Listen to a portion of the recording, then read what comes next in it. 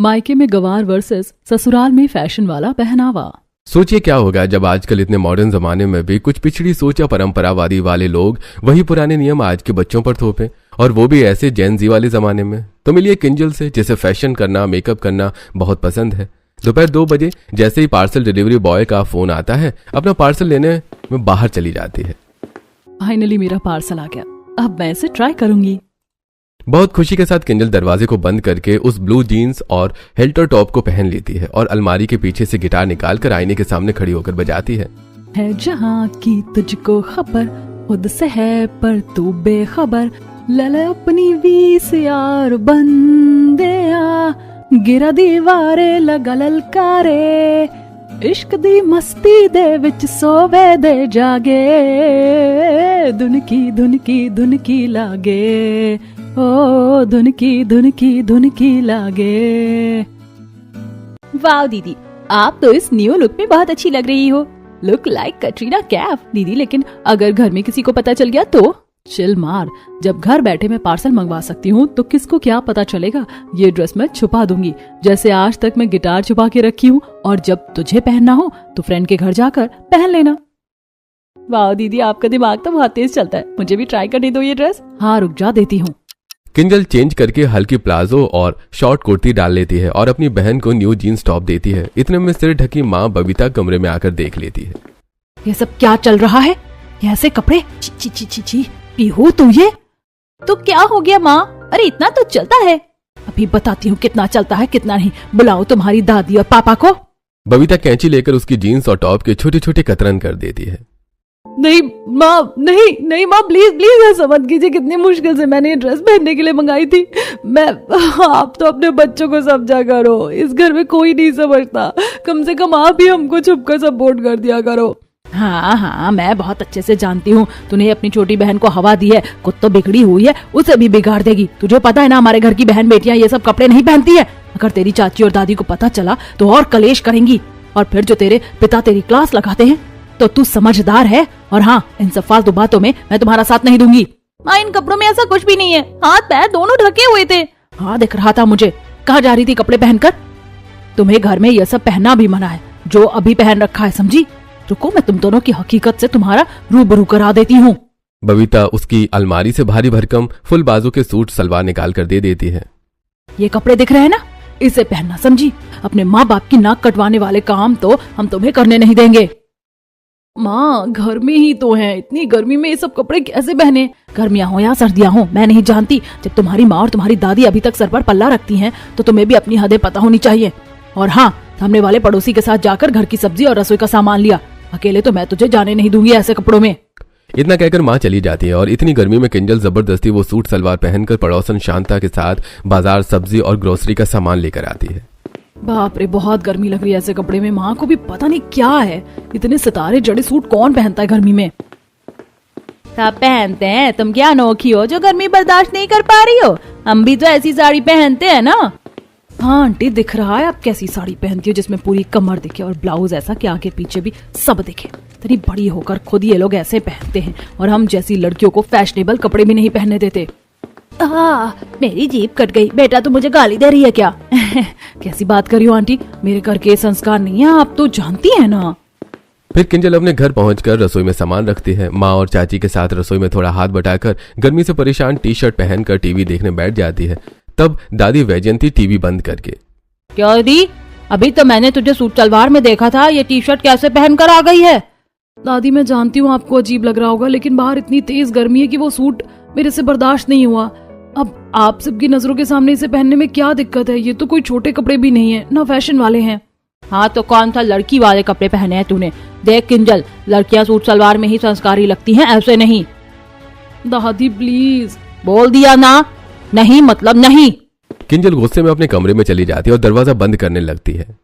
बाहर में जाओ सबके सब, मैं दरवाजा ही नहीं खोलूंगी ना, बाहर आकर खाना खाऊंगी, लेकिन रहूंगी इसी कपड़े में। गर्मी में मुझे नहीं बनना। घर में भी पहनावे पर ऐसे डांटेंगे जैसे कि कोई शादी का रिश्ता देखने आ रहा है।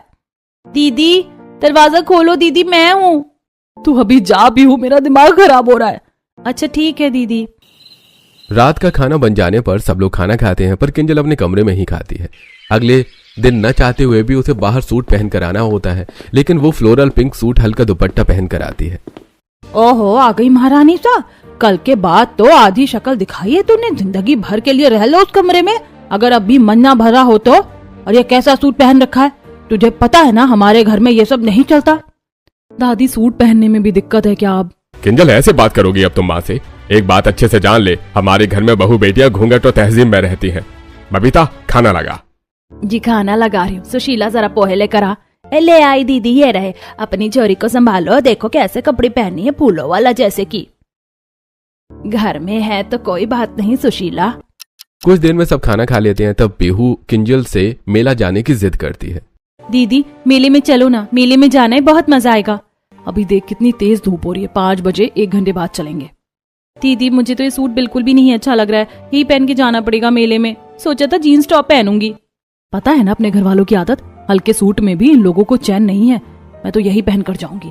शाम के 6 बजे दोनों बहनें मेला जाने के लिए तैयार हो जाती हैं। किंजल थोड़ी और लिपस्टिक लगा लेती है, तभी सुशीला आकर, ओहो, दोनों कहाँ चल दिए ऐसे सूट में? और किंजल, तूने ज्यादा मेकअप नहीं कर लिया? सच बताओ क्या चक्कर है?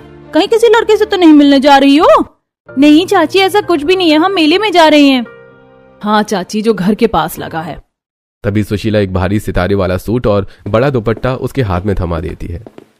ये ले, बहुत प्यार से मैं तेरे लिए खरीद के लाई हूँ। मेले में जा रही है ना, यही पहन कर जा। फूलों वाली हल्की कुर्ती बहुत बेकार लग रही है, इसे पहन। चाची, इतनी गर्मी में चटक सूट पहनकर क्या करूंगी? बहुत बड़ा दुपट्टा है, इसे पहन के मेले में गई तो झूला भी झूलना है। हम कोई फैशन भी नहीं करते। मैंने बोल दिया ना, तुम यही पहनोगी, वरना घर से बाहर नहीं जाओगी। इतना सजने का शौक है तो शहर में पैदा होना था। इसके आगे किंजल कुछ नहीं कर सकती थी और जबरदस्ती उसे वो भारी सूट और दुपट्टा पहनना पड़ता है। और जब वो मेले में आ जाती है तो बाकी स्टाइलिश लड़कियों को देखकर अपने कपड़ों का मलाल करती है, क्योंकि कुछ लड़के भी हंस रहे होते हैं। अरे देख विवेक, लग रहा है जैसे 90s की सीरियल से निकल कर आई हो। आजकल की लड़कियां भी पुराने जमाने वाली हैं। छी, उनका टेस्ट बहुत खराब है। वो देख कितनी सुंदर लड़कियां हैं, हॉट हॉट, इतने अच्छे कपड़े पहनी है। और एक ये मोटे मोटे मोती वाले सूट में बिल्कुल कमाल लड़कियां। अरे सही में टू मच गंवार लग रही हैं।